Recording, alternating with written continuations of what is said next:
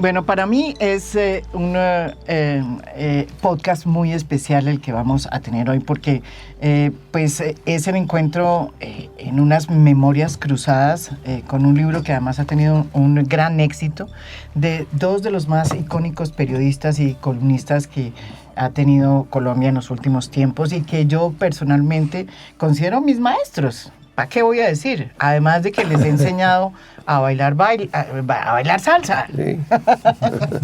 Bueno, no, Daniel baila muy bien. ¿Y Enrique? Pues, imagínate. También. Algo ofende. Enrique es inquieto, como decía Escalona. Enrique baila bien vallenato. Imagínate ¿Sí? el horror. Enrique Santos Calderón, bienvenido acá. Muy complacido de estar aquí. Y Daniel Samper Pisano, que es la primera vez que están en un podcast. Les pregunté qué era un podcast y sabían que era un podcast, Enrique. Vagamente, sí. Eso es, Sí, como tiene usted lo Es la peor de primera la vez. radio y lo peor de la televisión.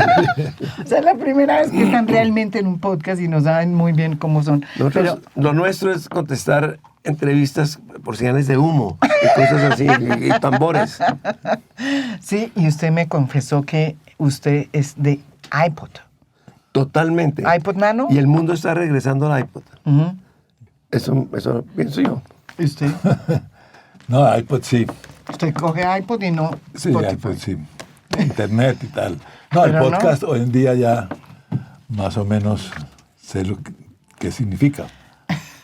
Pero Pero tampoco es nada extraordinariamente nuevo. No. Alargan las cosas. Es todo. Todo es alargado. Bueno. No pero todo es alargado. Yo quería comenzar yo tuve el placer, la fortuna también, de presentar este libro en el Hey Festival en Cartagena. Y recuerdo mucho que cuando me puse a ver cómo hacía para la introducción, me di cuenta que hay muchas cosas que los unen. No solamente pues este libro, sino que hay fechas impresionantes. Entraron al mismo tiempo al colegio, creo. Estuvieron en el mismo momento, llegaron al mismo instante al periódico El Tiempo, que años después. mismo día. Sí, el mismo día. Y creo que se desentejaron al tiempo también. Vamos, estamos en ese por proceso. favor. Enrique, ¿por qué no me cuentas cómo fue esta idea, cómo surge y qué es lo que realmente los concita para hacer estas memorias cruzadas? Pues la idea en sí surgió en el Hey Festival pasado, en Cartagena. Estábamos conversando con el entonces director editorial de Random, Gabriel Iriarte. Gabriel. Y Daniel y yo estábamos echando anécdotas de nuestra vida periodística al calor de unos rones. Bueno, en el caso de Daniel, de unos Sí, porque Daniel no de toma. jugos de tamarindo. Cumis. Ay, jugos de No se tamarindo. toma un ron Qué en su cosa vida. tan horrible, eso sí me parece un poco complicado. Y Gabriel Iriarte dijo, no, aquí hay un libro, hagamos un libro con esto. Y la idea nos sonó y ahí comenzó este parto. Sí, sí. Parecía facilísimo. ¿Y qué? ¿Por qué? Como Porque todo, se lo venden a uno. No, ustedes van, los invitamos a comer bien, le damos sus whiskycitos a Enrique, le damos a usted su juguito de guayaba y ustedes hablan. Y tenemos 4 poderosos editores ahí que toman notas y graban. Sí. Y luego eso lo convierte en un libro que es mucho mejor de lo que ustedes han hablado. Perfecto. Y además nos pagan. Esto es perfecto. No era así, claro, no era así. hay unas fotos muy impresionantes, digo yo impresionantes porque de ustedes en el colegio moderno, y están muy juiciositos y no parecen estos jóvenes alebrestados que después se convirtieron, ¿no es verdad? ¿Cómo fue eso, Daniel? Y ahí teníamos Eso 5 sí. años, no 5 podíamos ser años. muy alebrestados. Exactamente. 1950. Pero ¿cómo No, no crea, esta tarde hubo terminamos- una loncha infantil con niñas. Y todo. Pero ustedes, de alguna manera, cada uno a su manera y a su estilo, se volvió, como dicen, preocupados. Unos jóvenes crecieron y se volvieron jóvenes preocupados, sobre todo pues en un momento en que estaba el mundo cambiando. Había protestas en Francia, que a Enrique también lo marcaron mucho después. En fin, ¿cómo comienza este proceso en el colegio? ¿Cómo es que ustedes se vuelven En el colegio no comenzó ¿No? mucho. ¿No comenzó? No, Eso no en el tuvo- colegio apenas nos conocimos muy fugazmente. No a los eran 5. amigos, ¿no? Acá. No, o no, sea, es que a mí me sacaron del colegio ahí mismo por un ¿por incidente qué fue? un episodio que he contado un poco veces. Me dieron paperas. Estuve ausente 15 días y al día siguiente que llegó la profesora me preguntó la lección del día anterior. O sea, Sí. no había tenido ni idea que yo estaba ausente durante una quincena. Yo llegué muy cabizbajo a mi casa. Mi mamá me preguntó, ¿qué te pasa, mi hijo? Entonces le conté y me dijo, Sí. no, este niño lo saco ya mismo de este colegio. Entonces, luego Daniel, sí, nos vimos en algunos lonches infantiles que a usted le gustaban mucho, Sí. con piñatas, magos, cine. Y luchadores. Ah, sí. Enrique tenía mucha ¿Luchadores? entrada en la lucha libre, que era muy divertido. Los mexicanos todavía la conservan, pero cuando vino a Bogotá era divertidísimo ir a la lucha libre. Todo es una gran farsa, obviamente. Bueno, a veces muere alguno, pero no. Y entonces Enrique hacía los lonches en la Plaza de Toros, realmente. Nos dan ahí lo de Sí, siempre, sí, pastas con Coca-Cola, y luego nos llevaban a ver el torneo. Y hacía unas ediciones especiales los luchadores, el médico asesino, el caníbal, Sí. Bobby Olson. Y tal. Ah, Y caramba. Enrique El soberano. el soberano, que era el ídolo principal. ¿Sí? Y al final de uno de los rounds, alzaban la cuerda y entraba Enrique, el niño de la fiesta. ¿Era el niño de la fiesta? Ah, lo alzaban, lo ¿De besaban. verdad? ¿Y a Claro. usted? No, yo eran los invitados. Los invitados. Pero realmente ahí era muy divertido.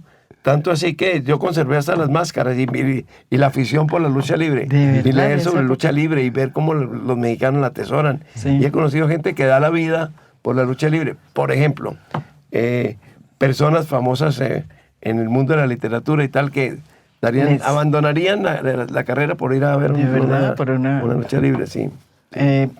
Después, entonces, ustedes cuentan aquí que realmente se encuentran y van a conocer el día que entran al periódico El Tiempo. Y los dos entran por razones distintas, ¿no es verdad? ¿Cómo es esa entrada al Tiempo? ¿Y en qué circunstancias?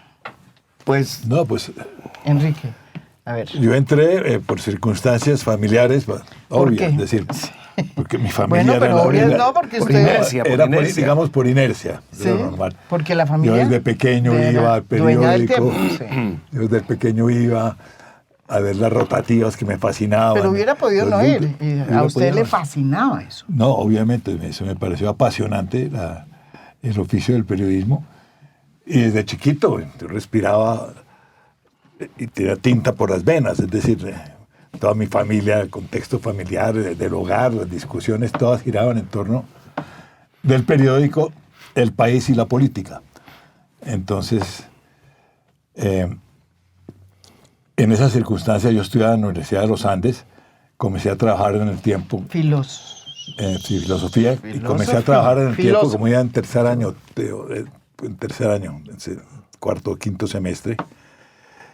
Ahí también ingresó el mismo día, 1 de mayo de 1964, ingresó a trabajar Daniel, una coincidencia impresionante.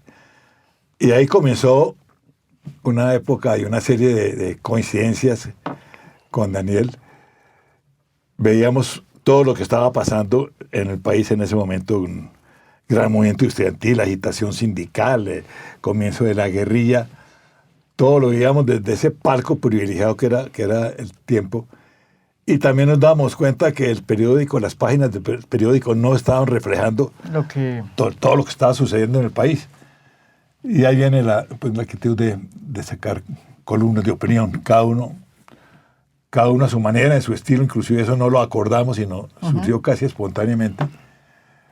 Unas columnas que marcaron pues, un hito en la historia del periodismo colombiano, porque no existía la costumbre ni la tradición de que los periódicos tuvieran columnistas que desintieran de la política oficial del periódico, o inclusive que la criticaran. En ese sentido, eso creó mucho desconcierto y en algunos círculos escándalo e indignación. De ahí viene todo el moquete de guerrilleros de Chicó, etc. Sí. que Álvaro Gómez, que era sí, el que Álvaro Gómez, sí, se dedicó sobre desde todo- el periódico El Siglo, ¿no es verdad? Hacía. era un columnista, sobre todo del siglo muy perspicaz, que era Bengoechea. Bengoechea, ¿qué Manuel decía? Eduardo El Bengoechea. doctor de Bengo, Sí. Sí, Se llama- porque ¿Qué le- cubría toros. Era el comentarista taurino, Sí. pero un tipo Muy simpático. y muy tal, pero, simpático, muy irónico, un sentido del humor muy sagaz. Él fue el que nos puso el remoquete de guerrilleros del Alto Chicó. Y el hecho es que las columnas tuvieron impacto, pegaron, tenían mucho éxito, lo cual confirmaba que al periódico le estaba faltando, y al periodismo nacional en general, porque todos los periódicos de provincia o de Bogotá, godos, liberales, eran oficialistas, eran gobiernistas, no existía la tradición de columnistas disidentes. Y su entrada, ¿usted por qué A ver, entra? yo tuve una fulgurante carrera de jefe de tintos a redactor del Tiempo. Yo estudiaba Derecho en la Javeriana y era, sí, jefe de prensa, jefe de tintos. O El sea- encargado de los bizcochos de la tarde en una oficina que tenía mi papá con otros amigos donde pasaban felices, no ganábamos ni un peso. Entonces yo sostenía con eso las 11 los sábados con mi novia, que era banana split y película en el Teatro Chile. Y en un momento subió la banana De la split, Avenida entonces yo Chile. pedía que aumento. Sí. Veo que no me da plata, y era verdad. Entonces no, yo me iba a pedir puesto ¿dónde? En el único sitio que donde yo podía hacer algo, que era o en fútbol, que no servía para el fútbol, aunque me daba, o escribiendo. Y entonces me fui al Tiempo. Ujú. ¿Y habló con quién? Yo conocía al papá de Enrique en los lonches. A Enrique. Él era el que nos llevaba y decía, pégale, sácale los ojos. Él era el que nos animaba en las... Sí. ¿Muy Entonces, distinto sí, a Enrique o parecido? mucho mejor él, pero muchísimo. Era Enrique sentido papá, del- sí. Enrique papá con sentido del periodismo fantástico y tal. Sí. Y entonces yo fui a pedir puesto al Tiempo, no, espérate, no sé qué cosas, y ¿Qué le dijo? me mandaron de Roberto García Peña, entonces hablé con Roberto me dijo, mira, tú sabes que, vamos a ver, yo te voy a conseguir una cita con el doctor Santos, porque no se vieron que podía hacer una renovación. Y en efecto, un día me citó la secretaria del doctor Santos, y allá llegué donde el doctor Santos, muerto de susto, claro. Y entonces me dijo una cosa genial mío. Tú sabes que yo no mando nada aquí, eso desde el 6º piso del Tiempo, rodeado de toda clase de alamanes. Yo no mando aquí, pero Expresidente. voy a volver a hablar con García Peña, que es el que te ha recomendado, para ver si puede haber alguna cosita. A los 2 días llegó García Peña con flores a mi casa y todo. No tanto, exagero, pero sí, fueron siempre muy cariñosos conmigo. Enrique, Hernando, el director, y por supuesto el doctor Santos, que era el que abrió las puertas. Y entré y justo me encontré y dije, ¿usted no es el de la lucha libre? Claro, yo soy el hijo No del sabía. caníbal. Y hacía rato no se habían vuelto a ver, realmente. ¿no? Él declaraba, el caníbal es mi papá, el caníbal es mi papá, que era un monstruo de la lucha libre. No nos veíamos hacía mucho tiempo, pero bueno, ahí nos dieron oficina juntos y ahí empezamos. Y lo que dice Enrique es eso, ¿no? Realmente empezamos a descubrir muchas cosas simultáneamente.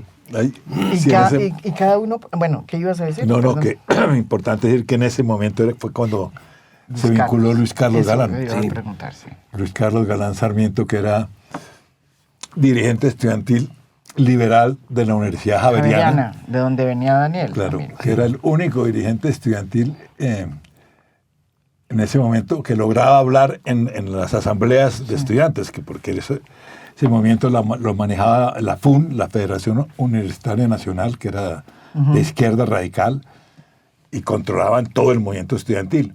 Y Galán se destacó porque era un estudiante que venía de la Universidad de los Jesuitas, de la Javeriana. Gran orador, se ha dicho de Sí, paso. no, por eso. Muy bueno, No, sí, sí. porque además que hablaba y hablaba muy bien en esos congresos estudiantiles. Entonces ahí conocimos a Luis Carlos y en esa oficinita que teníamos, Los tres. cada uno colocó. Eso era lo que iba a preguntar. Su mentor, digamos, Sí. ¿quiénes eran? Eran muy distintos. Yo puse usted. al viejo Marx. Luis Carlos puso a Rafael Uribe Wow. y, Mártir. y Daniela Sagrado quién? Corazón No, de no, Jesús. ¿A usted a quién? Yo puse al jefe de personal del Tiempo. Me fue divinamente, me fue mejor que ellos. No, es que en esa época todo estaba muy revuelto, entonces O sí, sea- dijimos, vamos a hacer aquí un paredón de líderes revolucionarios. Entonces, pues Enrique trajo unos que no se pueden ni pronunciar, Feuerbach, y otros, un tipo que conozcamos todos. Entonces metió a Marx. Y Luis Carlos a Uribe. Bueno, eso sí. No sabíamos que en la época en que el doctor Santos era joven, tenía una enorme pelea con Uribe. ¿Ah, sí? Sí. ¿Por qué? Cosas de los liberales. Entonces, ¿Por qué? No, ni idea, pugnas ahí internas. Sí, porque Uribe estaba contra el políticas. Partido Bueno, porque es que Republicano. Uribe era más radical. Sí, y sobre todo que estaba contra el Partido el Republicano. El Partido Por eso. Republicano era parte del Partido Liberal y parte del Partido Conservador. El doctor Santos era muy del Partido Republicano. Republicano, que por duró eso poco, él era, duró poco el digamos, Partido Republicano. más de la... Mucho cuidado con el doctor Santos, te vamos a recomendar. Con nosotros no se meta a hacer chistes con el doctor Santos. Bueno, lo cierto es que con esas razones yo puse al tipo que estaba revolucionando y siguió doctor revolucionando la iglesia, que era Juan 23. No me Claro, diga. yo puse Juan 23 y resultó mucho más revolucionario que todos. Nadie se acuerda quién era Marx. En cambio, la iglesia está en este momento. El Papa está enfrentado a Trump. Es correcto. Juan 23. O sea, ¿cómo hicieron ustedes? Porque realmente eran tres personas muy distintas, pero muy distintas políticamente, de manera Yo creo que por de eso ser. funcionamos. Yo tengo una historia muy interesante, por ejemplo, Luis Carlos Galán, me acuerdo un día que le hicimos un homenaje, le hice muchos años después, le hicieron un homenaje en Medellín al Espectador y fue Luis Carlos Galán. Y le dijeron, después de eso, bueno, nos vamos a la Casa Gardeliana, que era un sitio muy Sí, conocido. Barrio Manrique, Y se sí. levanta y Luis Carlos y dice, perdona, ¿a la casa de quién? No conocía la Casa Gardeliana. Era una persona bastante asceta, yo no sé. No, Sí, es no era la parra- palabra. no era parrandero, No era ni parrandero. tomatrago, ¿no? Entonces, Enrique era parrandero. Yo sí. Enrique todo. era a Z, de la A a la Z. de la todas. ¿Y usted? No, yo era un tipo sumamente normal. Yo era el No, normal, sí, eso sí claro. no creo. Claro, yo era el Sí. normal, yo era el que sabía vallenato, bailaba bien salsa, hacía todas esas cosas bien, le había leído Es correcto. la buena literatura, estudiaba al mismo tiempo Derecho y trabajaba. El tipo normal, el colombiano normal, que son 24 horas de trabajo para sostener lo que iba a ser una familia. No, yo creo que la parte del éxito es que Eran teníamos distintos, gustos distintos, pero sí. eran muy buenos amigos. Siempre lo fuimos y sin embargo fuera del periódico, pues cada uno llevaba su vida. Yo me iba a jugar fútbol, Enrique hacía sus rumbas, Luis Carlos hacía las de él, hacía sus cosas políticas. Yo nunca pertenecía a ningún, ni Enrique tampoco, a ningún comando ni nada de esas cosas. Pero sí fui de la sala de redacción de Galán cuando hacía la revista Javeriana, en la Javeriana, la revista liberal. De modo que muchas cosas nos unían, pero no estábamos todo el día como los tres los sobrinos del Pato Donald. Hugo, Paco y Luis. No éramos Hugo, Paco y Luis, éramos... Yo recuerdo una anécdota. La reacción de Eduardo Santos cuando entró a la oficina, la oficinita que teníamos los tres. Hemos colocado cada uno sí, La pared revolucionaria. un retrato de personajes Sí, famosos. sí. Yo coloqué al viejo Marx, Galán colocó a Rafael Uribe. Juan 23, el Sagrado Juan Corazón no sea 23, mentiroso. Quería poner a Sagrado Corazón de Jesús y le dijimos, no, Daniel. ¿Verdad? No es Quería poner mentira. Sagrado. Sí, pon La más calumnia bien muy infame. Y si quería ponerla porque yo era monaguillo y quería que me ascendieran. El caso es que Eduardo Santos hacía visitas furtivas al periódico. Sí, sí, ¿no? sí. Llegaba sin anunciar en su pácar negro y se recorría todo el periódico indagando, preguntándole a los redactores, averiguando qué pasaba. Y cuando entró a nuestra oficinita y vio Rafael Uribe, que él detestaba, que ha tenido... vio a Marx, Que también y era, detestaba. no, era un anticomunista del carajo. Y vio a Juan 23. No, bueno, tú fuiste fue a ¿a quién? Juan 23. Juan era 23. 23. Estaba Y- en pleno, claro. el concilio El ecuménico. concilio... Y él que también era anticlerical, entonces quedó muy choqueado Con todos los con tres. sus tres arcángeles. ¿Para dónde iban estos muchachos? Yo nunca les he preguntado, pero ustedes, bueno, Enrique y Daniel hicieron unas columnas que, o sea, se volvieron columnistas con unos nombres, le pusieron nombres a las columnas que volvieron casi, pues, un sello, ¿no es verdad? Durante muchísimos años, Enrique Contraescape, Reloj, Daniel. Nunca pregunté por qué Contraescape. ¿Cuál era No, eso yo lo he nada. contado, no, el nombre ya era... Imagínese, tanto que lo conozco y nunca le he preguntado. No, ¿Qué eso partía de la base que yo consideraba y le decía que el periodismo en Colombia era escapista, es decir, que no afrontaba la realidad que estábamos viendo, sino pintaba una realidad rosa, escapista, era un periodismo escapista. Entonces de ahí le puse yo a mi columna Contraescape, para hablar de una manera que no fuera escapista, que contara las vainas como eran, que pintara la Colombia que es, sino la que nos decían que era. Entonces, de ahí viene el nombre de Contraescape. A ver, ¿y reloj? Usted lo cuenta acá Es también. eso es muy circunstancial. Sí, sí. Cuando yo empecé la columna, Roberto García Peña me dijo, mira, escribe cosas sobre Bogotá y los alrededores de Bogotá. El tiempo es muy poderoso en esta zona. Necesitamos un columnista que diga eso. Entonces yo me acordé del Salto de Tequendama. A mí me impresionaba mucho el Salto de Tequendama porque hubo varios suicidios cuando yo tenía unos 8 o 10 años.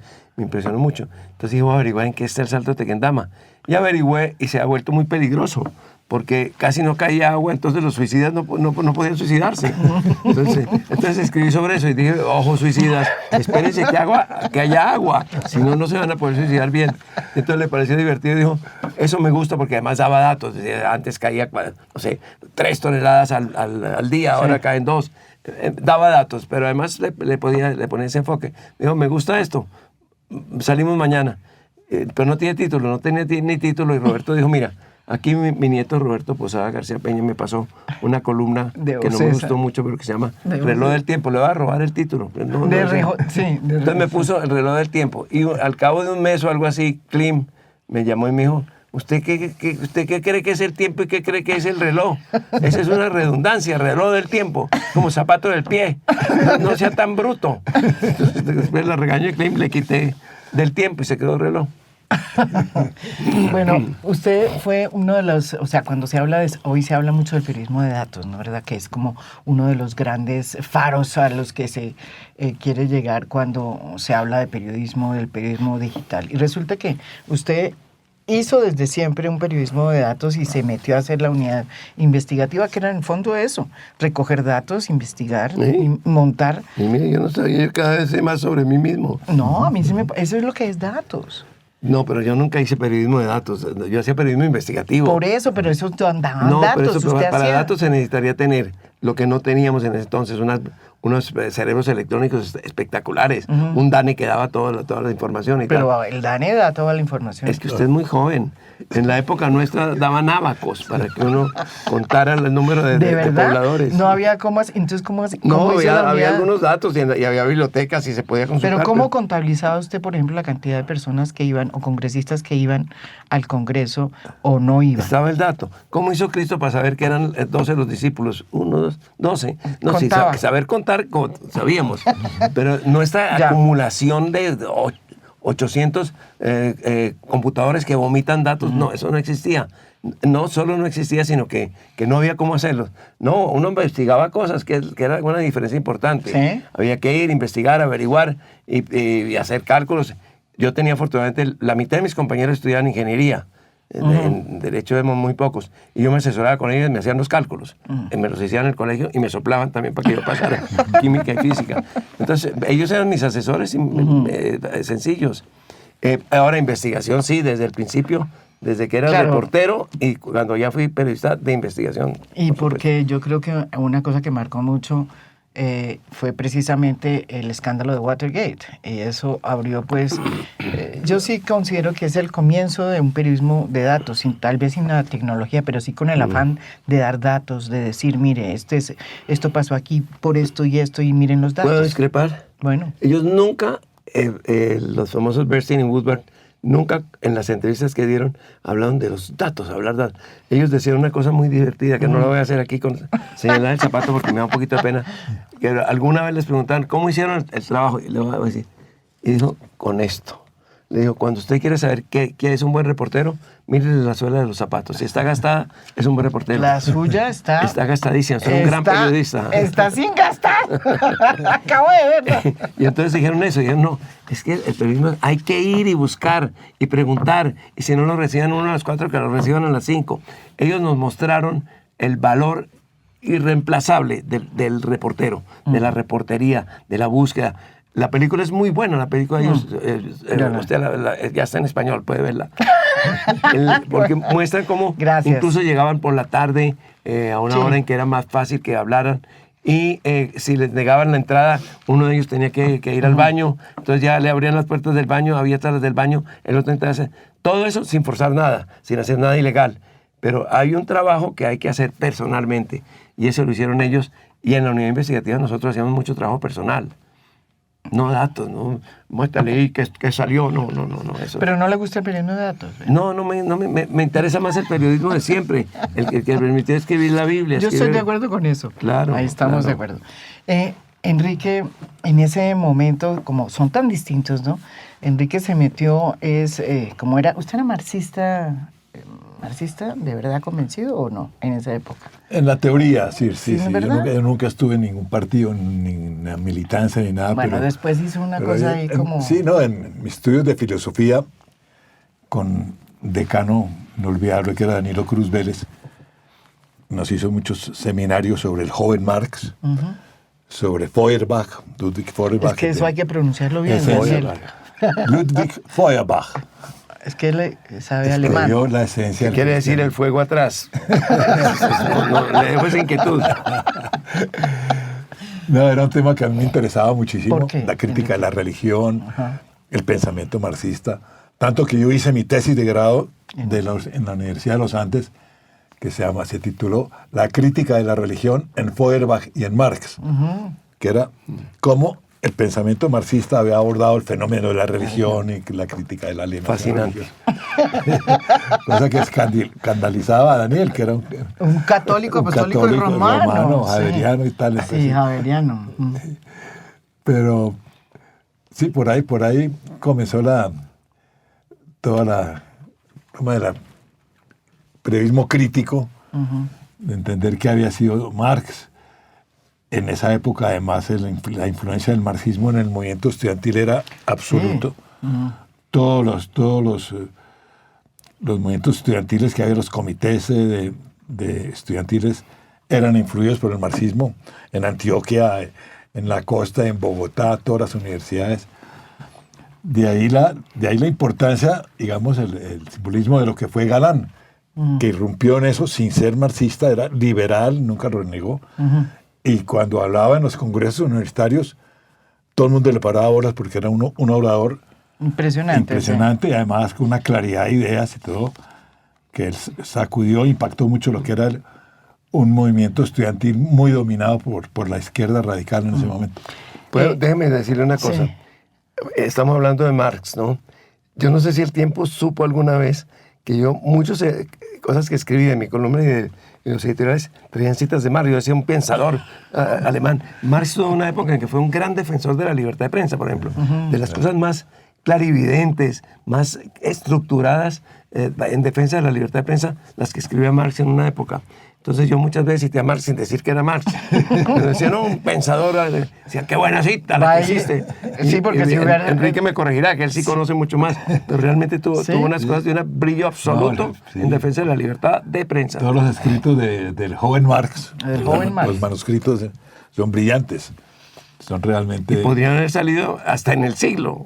O sea, pero claro que si lo hubiera sabido el doctor Eduardo Santos, creo que lo hubiera Santos sacado. No, con Santos no habría pasado. No, entonces con el papá de alguien que está aquí.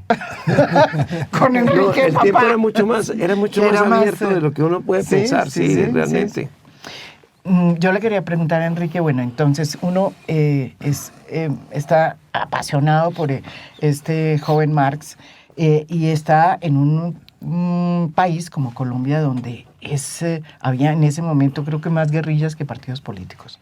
Empieza a haber esta cantidad, esta impresionante, digamos, florecimiento, no sé decir la palabra, de movimientos guerrilleros a partir de muchas cosas que pasan también en el mundo, ¿no es verdad? Creo que ya pasó la Revolución Cubana de pronto, entonces eso también impulsa nuevos movimientos guerrilleros en Colombia. ¿Cuál es esa reflexión suya, siendo una persona que admira a Marx y empieza a ver que la lucha armada en Colombia es la única vía que dicen ellos para cambiar Pues, en ese momento, pues, todo el mundo occidental pues, estaba vibrando pues, al calor de revueltas como las del mayo del 68 en París, toda la ola de protestas que había en Italia, en España. O sea, había una efervescencia impresionante. Y en Estados Unidos, durante el movimiento de libertad de expresión de Berkeley, donde comenzó todo lo que fue la guerra del Vietnam. Sí, todo el movimiento contra la guerra del Vietnam, que terminó por llevar a Estados Unidos a salir del Vietnam. Entonces era muy difícil cualquier muchacho y tal que estuviera enterado de algo político sustraerse a ese ambiente, a esas ideas, a lo que estaba pasando. Entonces, obviamente uno aquí oía, miraba, comparaba y comenzaba a ver toda la influencia que alcanzaron a tener, ya que tú hablas del movimiento guerrillero, Sí.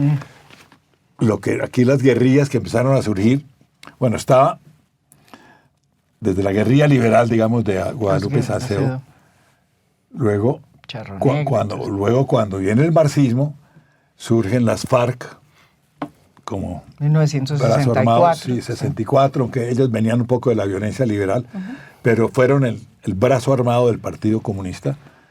Surge en la costa el EPL, el Ejército Popular de Liberación, que era el brazo armado de otro partido comunista marxista-leninista que había en todos los departamentos de la costa.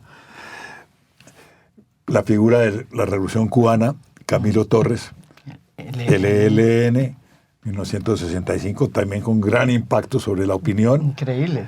Sí.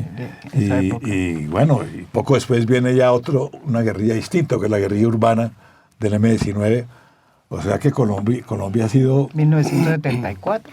74, con el robo de la espada de Bolívar. Pero Colombia ha sido un laboratorio de experimentación de movimientos armados como ningún otro país en América Latina. Pues tiene guerrilla pro-china, guerrilla pro-soviética, guerrilla pro-cubana, guerrilla trotskista. Aquí ha sido un cóctel para todos los gustos. Y eso pues obviamente se fue depurando en la medida en que muchos de esos movimientos condujeron a vainas terribles de fusilamientos, unas cosas espantosas, y el propio ideal comunista comenzó a desplomarse con la caída de la Unión Soviética. 1989, sí, y todas las cosas que hubo. La caída del muro de Berlín. La caída del muro, sí. Todo eso contribuyó a que se desplomara también esos ideales que animaban a los grupos armados. Pero antes de eso ustedes se vuelven a encontrar porque cada uno se va por sus lados, usted sigue haciendo unidad investigativa, haciendo su columna, Enrique se distancia cada vez más de su familia, de lo que significa el tiempo de alguna manera y decide montar Alternativa. Que es una revista para los que nos están escuchando que yo creo que realmente también es otro hito en el periodismo colombiano porque reúne a esta generación que, como dice Enrique y también lo ha planteado Daniel, pues nacieron y fueron testigos de una época específica de Colombia y crean esta revista con García Márquez, ¿sí? Ya sin Luis Carlos Galán, ¿sí? Y ahí se vuelven a encontrar, ¿o no? Sí, a mí me pidieron colaboración, realmente yo no fui de los fundadores, no, yo siempre estuve no. cerca de ellos, yo seguía trabajando en el tiempo, pero colaboré muchas veces y colaboré con piezas informativas que en el tiempo consideraban demasiado avanzadas. Las publicamos siempre tenemos la alternativa de la alternativa y publicamos muchas de ellas, unas cosas sobre presos increíbles y además escribía una columna sobre fútbol, sobre deportes. Y lo hacía feliz y siempre colaboré en lo que pude y admiré mucho Alternativa. Quería comentarle una cosa antes de que se nos pase. Yo creo que le debo muchísimo a Estados Unidos. ¿Por qué? En la formación mía como periodista. Estuve estudiando periodismo dos años en la Universidad de Kansas, que es una gran escuela, la William Marion White School of Journalism, es una de las mejores escuelas de periodismo. Allá estuvieron varios de los Varios de Pacho Santos, estuvo Luis Fernando, Juan que es Manuel. Juan Manuel, que era Juan Manuel el más Santos. técnico de Sí. es el más técnico de los periodistas de la familia. Es el único que sabe realmente cómo funcionan A los Pacho equipos. Santos no tal, le y todo sirvió eso. tanto. No le sirvió tanto. Y a mí me mandaron con una beca que me consiguió el tiempo con la CIP. Entonces me fui con mi beca a estudiar allá. Y a Enrique, el papá, me decía, vas a aprender lo que son los Estados Unidos, eso te va a servir mucho, entonces estás un poquito socialista, no sé qué. Entonces yo fui, me tocó unos Estados Unidos encendidos. Claro, esta época. Sí. ¿sí? En una escuela, Sí. pues en una universidad vecina a la nuestra, hubo unos famosos, una matanza de estudiantes por cuenta del ejército. En Kent, Ohio, ¿no? Sí, exacto. Que mataron a 4. Y entraron en huelga muchas de las universidades. Cuando yo termino esos 3 semestres, la universidad en que yo estaba en huelga también. Entonces, realmente, pues, era una huelga simbólica en el sentido de que no volvimos a clase los últimos días, delicioso, los últimos 8 días. Y además todo eso era con consignas y aparecían los líderes de la negritud, rebeldes y todas estas cosas. Y ese fue el aroma con que yo volví. Entonces, cuando ya hablé sobre eso en el tiempo en Bogotá, Casi se mueren. no, el papá de Enrique me dijo, lo mandamos liberal y lo volvieron comunista. Entonces, a mí me hicieron comunista en Estados Unidos, no en el Chicó. No, la influencia, creo que para nosotros, para muchos periodistas de nuestra generación, la influencia del fenómeno de Watergate fue muy importante. Mucho. Muy importante ver cómo, fuera de todo lo que hicieron Sí. Woodward y Bernstein como tal, el periódico como tal, la postura del periódico frente al gobierno de Nixon, que estaba desesperado con el Washington Post, no sabía cómo silenciarlo, la forma como el periódico respaldó a sus columnistas, se enfrentó a todas las amenazas y presiones de Nixon. Para nosotros fue un ejemplo importantísimo. Watergate fue clave. Claro, yo no lo comparaba con los editoriales de Voz Proletaria. Qué horror.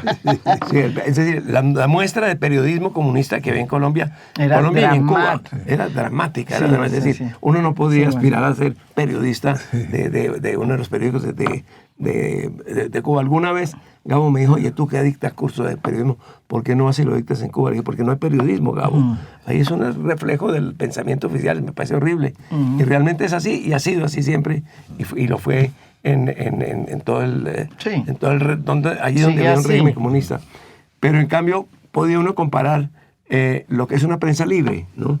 Y lo que puede traer la prensa libre, que fue esa prensa que realmente cambió un presidente de Estados Unidos, cosa que no había pasado, sino a bala, lo cambiaron ellos con información.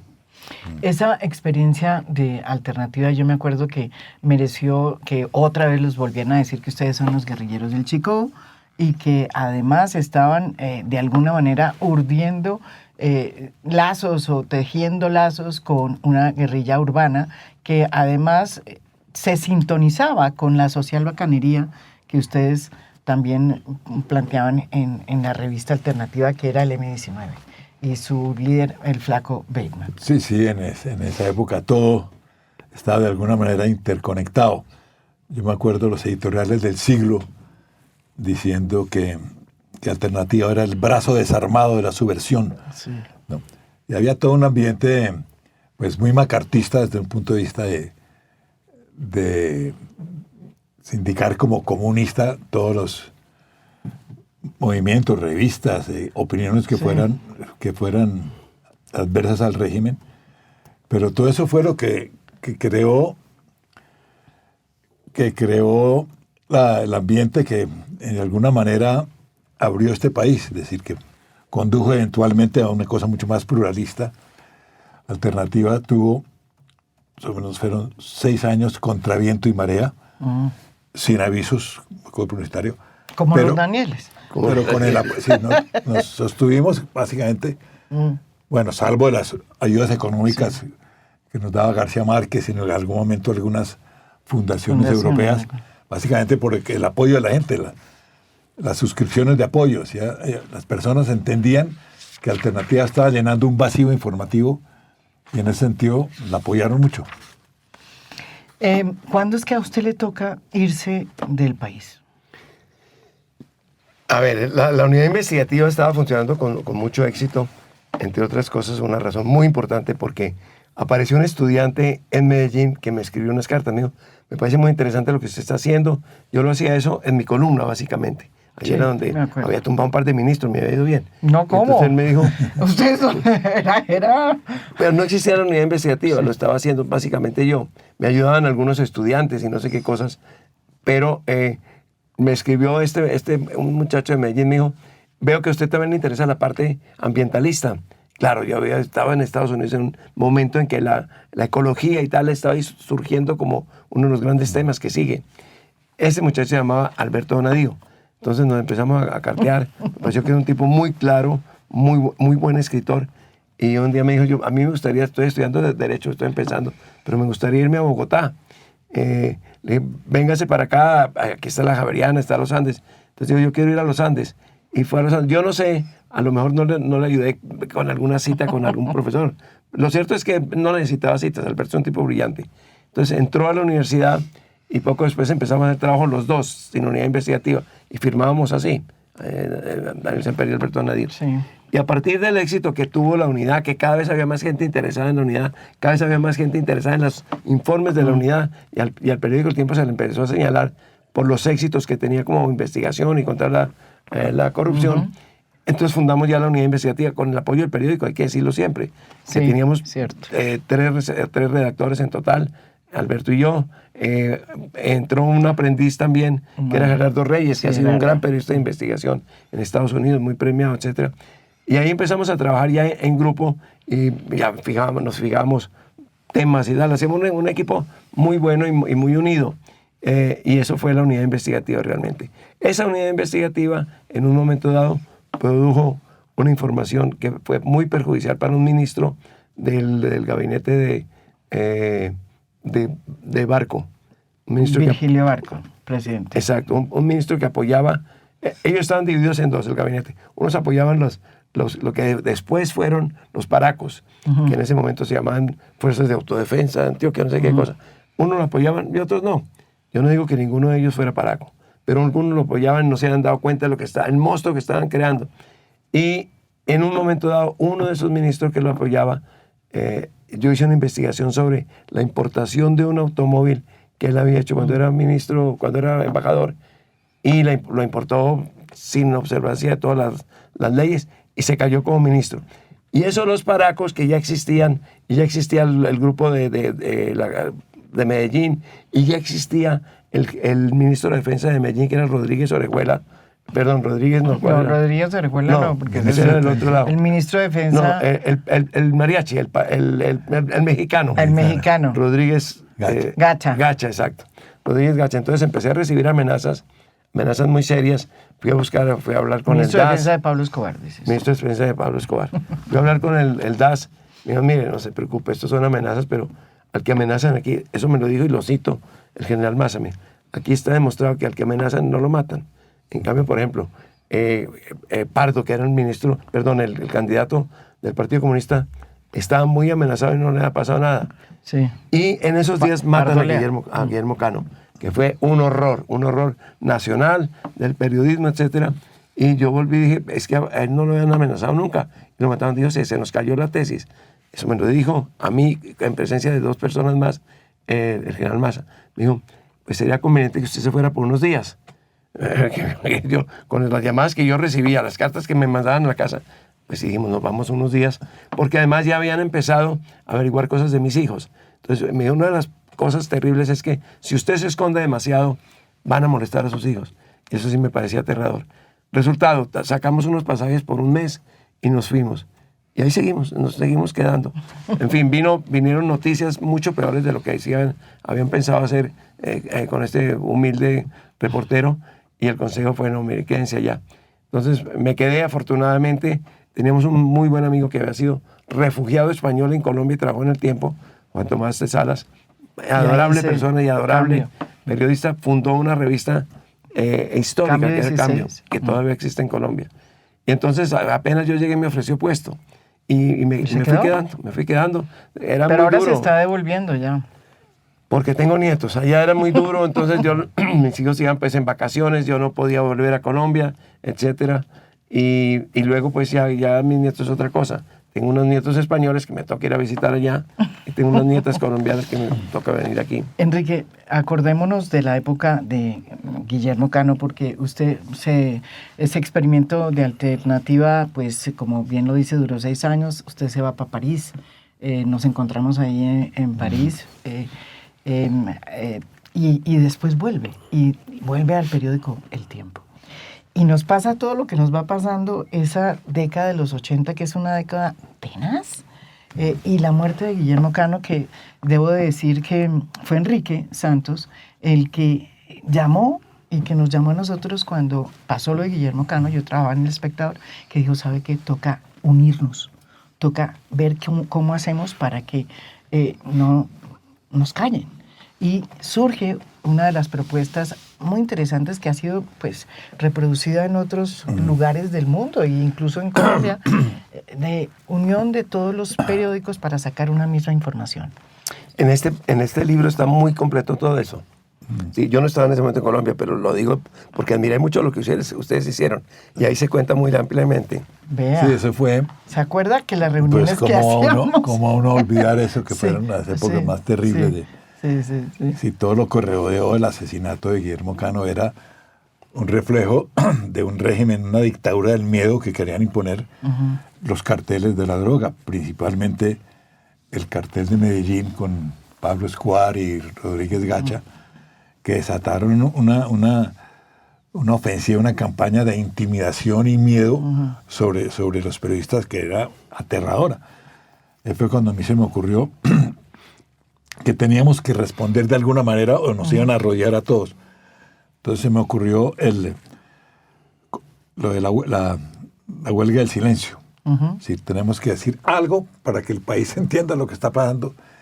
Y era poner todos los periódicos, noticieros de televisión y de radio para no circular, no aparecer durante 24 horas. Dejar a Colombia 24 horas sin ninguna información.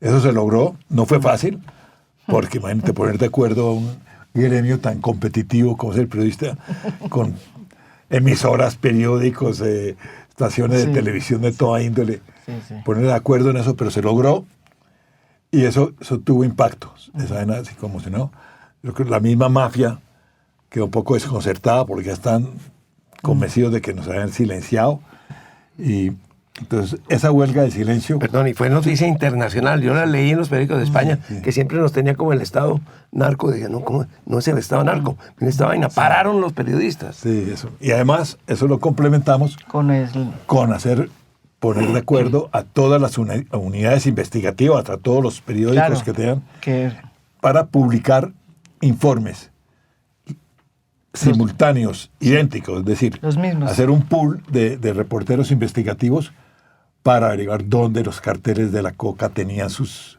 propiedades, sus tentáculos, quiénes eran sus socios. Y esos informes salieron, como 6 informes de esos, que eso fue también, tuvo un gran impacto para el propio país, ¿no? Que bueno, la gente reacciona. El grupo se llamaba El Kremlin. Sí. Eso fue lo único. Eso te lo pusiste tú, ese nombre. Ella creía que era un caramelo. Y los propios mafiosos sí, también quedaron impactados con eso, porque se dieron cuenta que no nos iban a arrodillar y que no era tan fácil silenciar a un país como Colombia. Pero fueron épocas, años tenebrosos. Y vino el asesinato de Luis Carlos Galán, que también es otro momento muy difícil. Ustedes, ¿no es verdad? Sí. Un compañero de ustedes que estuvo con ustedes en El Tiempo. Yo estaba con Enrique el día que pues supimos del asesinato. Y me acuerdo que Enrique no podía ni, o sea, realmente le golpeó mucho y yo creo que a ustedes... No, terrible, fue terrible. De verdad, vino toda esta cantidad de matanzas, pero sobre todo la de Luis Carlos Galán. ¿Qué reflexión tienen en ese momento? Yo en ese momento estaba recordando lo que había pasado y usted me va a decir con otro... Luis Carlos no era ministro, pero con un ministro. que fue es- asesinado. que fue, bueno, No hay que olvidarse de Rodrigo eso. Lara. No hay que olvidarse de la 1900, muerte de Rodrigo Lara. ese fue La el muerte de primero, Rodrigo Lara ese fue fue el el primero. aviso Sí, de sí. que iban a ir Rodrigo Lara. a cargarse a muchos. Eso es cierto. Y Rodrigo murió de la manera más inocente, es decir, en un carro Sí. casi sin protección y ya señalado, él lo habían señalado como presa para dar de baja y lo mataron. O sea, era la primera vez que un ministro colombiano, Sí. un alto dignatario, llamémoslo así, moría en la historia de Colombia, que no fueran guerras entre partidos liberales y Lo conservadores. mataron antes que Guillermo Cano. No recuerdo, pero Sí. era un ministro, él encarnaba el Estado. Antes mataban periodistas, mataban policías Sí, sí, sí. por miles, jueces, etcétera. Pero a nivel de ministro nunca había muerto ninguno. Y mataron a Rodrigo, que eso fue un aviso terrible. Para el propio Galán fue durísimo, porque ellos eran muy solidarios, habían sido los que realmente empujaron el neoliberalismo, pero habían tenido en un momento dado un distanciamiento. Ese distanciamiento no se había curado todavía cuando matan a Rodrigo. Y fue una noticia terrible la de Rodrigo. Luego vino, pues evidentemente, la peor de todas, que fue la de Luis A Carlos. Luis Carlos. Sí, lo de Rodrigo fue como el anuncio de la narcoguerra Sí. que se venía y que nunca imaginamos hasta dónde iba a llegar, porque los homicidios selectivos de periodistas, a mí me impresionó mucho también el de Raúl Echavarría Barrientos, que era el subdirector de opinión del occidente de Cali. El del procurador. El procurador, no, sobre todo Raulito, nosotros decíamos Sí. Raulete, Sí, sí, sí, viejito, fantástico, no mataba una mosca, y escribió una editorial Sí, sí. instando a Nixon a tomar posiciones más firmes contra el narcotráfico. Al otro día, en la puerta de su casa, acribillado. Sí. Y poco después, el subdirector de opinión de ese mismo periódico, Gerardo Bedoya, por circunstancias parecía también. Javeriano, abogado Javeriano. Entonces era una Ha sido cosa compañero aterradora mío. esa cadena de esto, hasta dónde va a llegar. Sí. El abogado, el jefe jurídico del Espectador. Claro, Bueno, sí, después, sí, sí, sí. Es correcto. El abogado que está investigando Sí, la muerte de Guillermo sí. Cano. Claro.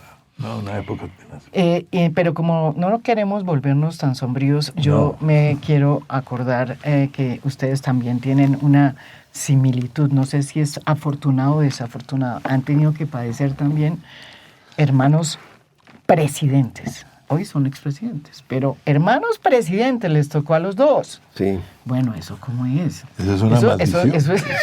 Para un O sea, periodista activo, estás creyendo es una maldición. Sí. En un hermano menor de presidente, porque no hay salida digna ahí. Si tú lo criticas mucho, eres un insolidario, mala persona, un vergajo que está criticando a su hermano en la presidencia. Si lo elogias, pues eres un sapo impresionante, ¿no? De tipo ahí, lambón ahí con su hermano. Entonces, Terrible. Terrible. Yo por eso dejé de escribir un par de años por esa circunstancia. Eso fue tenaz. ¿Y eso no fue difícil? Eso yo digo. Pues Sí, muy A Daniel difícil. también. Yo dejé de escribir desde que estaba en campaña. Sí. No, era terrible. Y mientras tanto, Enrique le daba palo a mi pobre Porque, hermano. exacto, porque él se volvió exactamente. Él se Ustedes, encabezó. No vamos a entrar en juicio, yo le respeto estaba sus del lado un posiciones. poquito aquí, Pero a mí me pero- pasó una cosa milagrosa. Una noche, gracias a que yo había sido monaguillo de Monseñor Brigar, pequeños milagros, oí una voz que yo decía, no, pero ¿cómo puede ser que sin prueba alguna estén en estas o con pruebas muy dudosas? La famosa prueba Y oí una voz Reina. que me decía, no te preocupes, me decía, a él le llegará su parte. Y yo no entendía el mensaje. Pues es que a Enrique le tocó también hermano de periodista. Es el castigo Hermano Dios. de presidente. Hermano de presidente. Ese fue el castigo divino. Pero hay que, para que la gente que nos ve y nos oye entiendan, en esa época Enrique encabezaba los famosos, o sea, encabezaba digamos, la crítica más dura al gobierno del presidente Ernesto Ustedes lo llaman Samper. los conspis. Los conspis. En mi que casa eran les decíamos de otra manera. Los conspis, sí. Y obviamente en el gobierno hubo este escándalo sobre el proceso 8000. Y entonces ahí comenzó esta cosa que tenemos aquí, estos dos amigos que se distanciaron. Sí. ¿O no? Sí, durante 5 años fueron deliciosos. No se hablaron. No se hablaron. No. Yo tampoco. Yo tampoco. Usted y yo, Poquito. todos nosotros hablamos. Poquito. Es más, unas veces nos tocó un viaje con otros periodistas a Alemania y la pasamos estupendamente, ¿sí? Y me decía, no sé cómo caí en manos de esos de allá. Eso decía María Jiménez en ese momento. No, sí, se cortaban las comunicaciones. ¿Y su durante 5 reflexión años. sobre el periodismo ahí qué fue? No, mi reflexión sobre el periodismo es pruebas. Entonces me decían, ya viene la prueba reina, ya se acerca la prueba reina. y nunca, no ha llegado, todavía no ha llegado. En cambio estaba muy claro qué era lo que había pasado. No quiero volver a esto porque habría que entonces sacar otros documentos. Sí. Pero claramente lo que pasaba es que el tesorero y el director de la campaña, que son los que manejan el Partido Liberal, ninguno de ellos, del grupo de mi hermano, ninguno de ellos eran los que manejaban la parte económica. Y esa parte económica recibía dinero de la mafia y la ponían en unas cuentas de Estados Unidos para posteriores usos políticos. Realmente el problema era si Samper sabía o no sabía. Y nosotros averiguamos y tuvimos reunión, mi hermano Juan Francisco y yo, quien usted conoció, que era un tipo muy cerebral y de una violencia. Con él la realidad era realidad, ahí no había eufemismos ni cosas.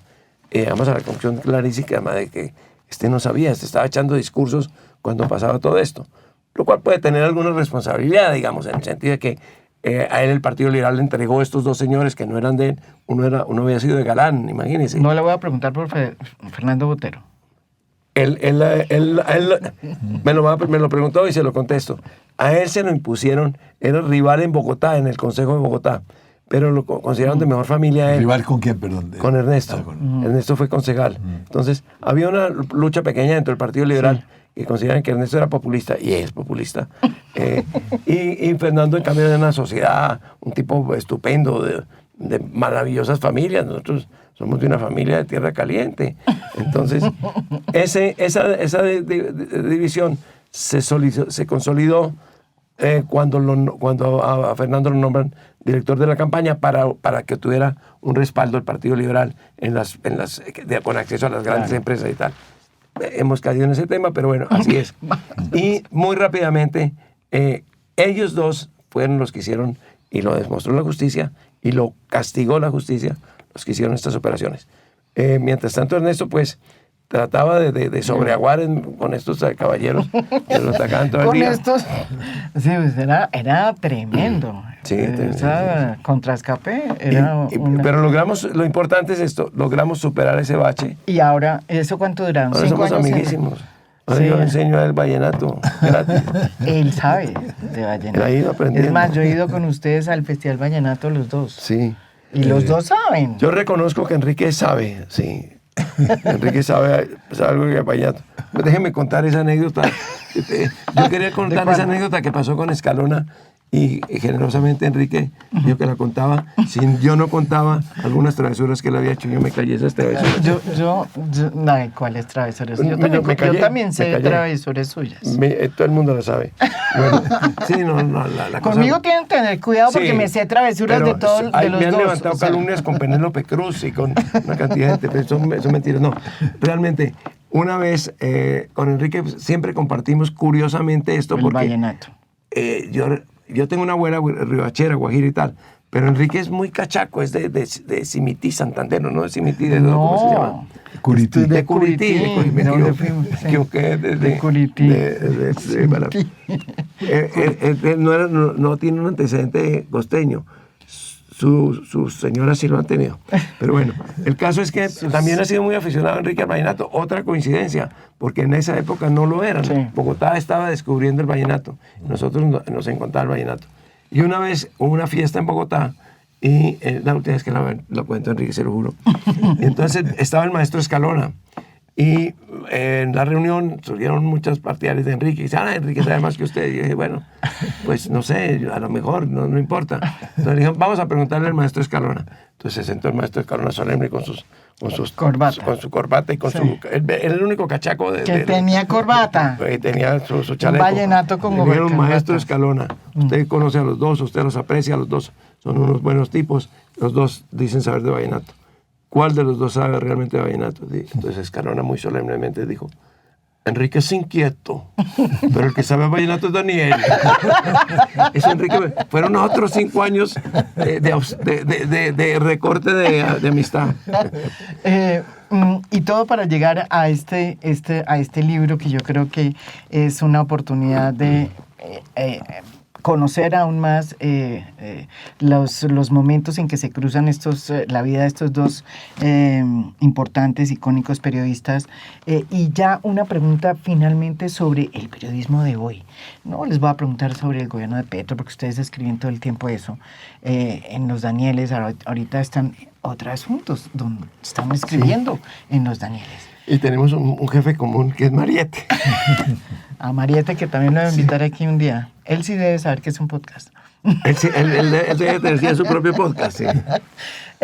Pero yo quería hacer una reflexión más bien sobre el periodismo, sobre lo que, porque yo sí creo que el periodismo cambió, ya los ejes de los grandes poderes mediáticos, incluso el propio Tiempo, Caracol, pues se están un poco desilvanando y está apareciendo un universo que no sé cómo es, ¿sí? Entre otras, poblado por podcasts, poblado por tipos como West Call, que a mí no conocía y que entrevistó al presidente Gustavo Petro, un influencer, en fin, reflexiones, Enrique.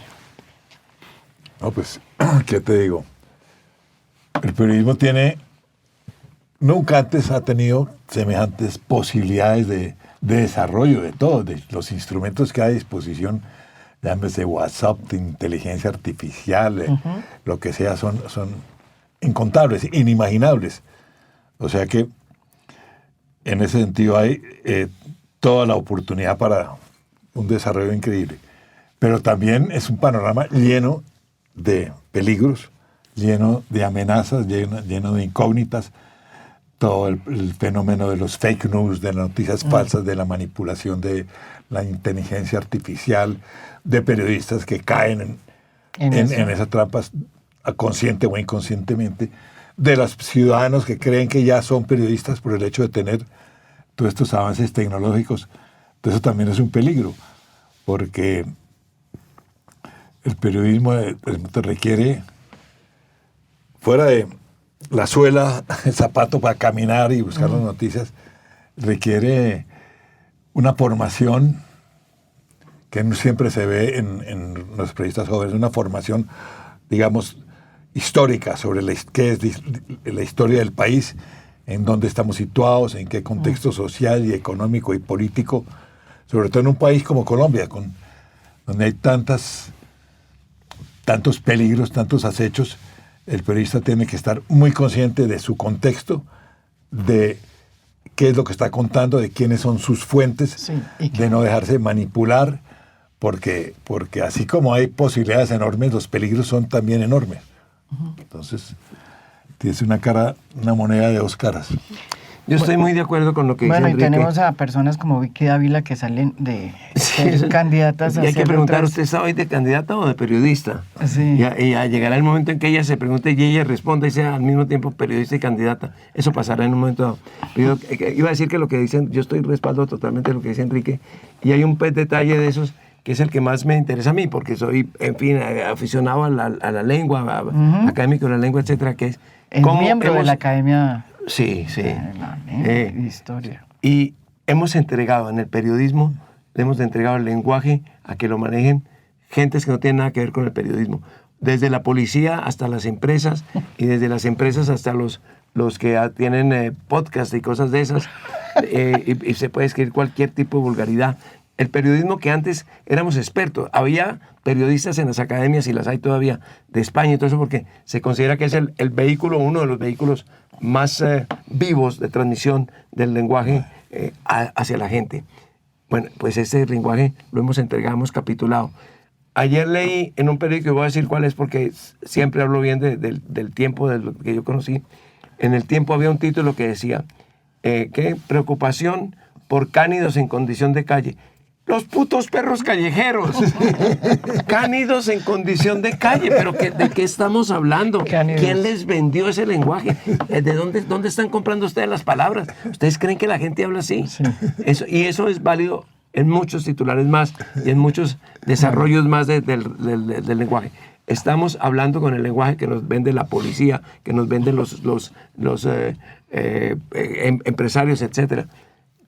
Nos entregamos, los periodistas se entregaron, no están hablando el lenguaje que siempre hemos tratado de hablar y de explicar. Eso jamás, no digo que en la época nuestra, jamás en la época de Klim, jamás en la época de los viejos periodistas de los Cano, jamás habrían aceptado que un título dijera cánidos en condición de calle. En lugar de decir lenguajes, gosques. Gosques. Que lo decía hasta José Asunción Silva. Yo quería terminar con una frase, no sé si ustedes vieron la entrevista con Wes Cole. Wes Cole es un influencer, ¿sí? Muy conocido, pues yo no conocía realmente, pero entrevistó al presidente Gustavo Petro a petición, óiganme bien, del presidente. Y cuando estaba explicando la revista Alternativa, dijo lo siguiente. Los ponemos ahí. ¿Sí? Y les cuento qué dijo. ¿Westcott dijo algo sobre Alternativa? No, entonces, no. El presidente estaba describiendo la exposición, contándole a Westcott la exposición que tiene García Márquez, y paró en la Alternativa. Y estaba la foto de ustedes, de Enrique, y dijo, estos fueron los que hicieron Alternativa, pero ahora se volvieron de derecha. ¿Se volvieron qué? De derecha. Sí. ¿Ustedes qué opinan ¿Ya preguntó otra pregunta o qué? Sí, finalmente. ¿Usted se volvió de derecha, Enrique? Como dice Petro. Yo soy como el periodista, el editor del Economist, que le preguntaron, lo molestaban mucho con su posición política y decían, bueno, finalmente usted es de izquierda o de derecha. Yo respondo como él, de extremo centro. Yo soy de extremo centro. Yo digo que a mí nunca me interesó qué pensó el gobierno sobre mí. Me interesa qué piensan los lectores míos. Entonces, en una época el gobierno decía que éramos como comunistas. Ahora dice que entonces que somos de derecha, es lo que dicen. Tiene sin cuidado. Nosotros tenemos que cumplir lo que nos toca, que es trabajar para que la verdad llegue a la gente. Eso es todo. Sí. Lo nuestro es eso, que digan lo que digan el presidente y el que sea. Es absolutamente sin cuidado. Absolutamente sin cuidado. Listo. Muchas gracias.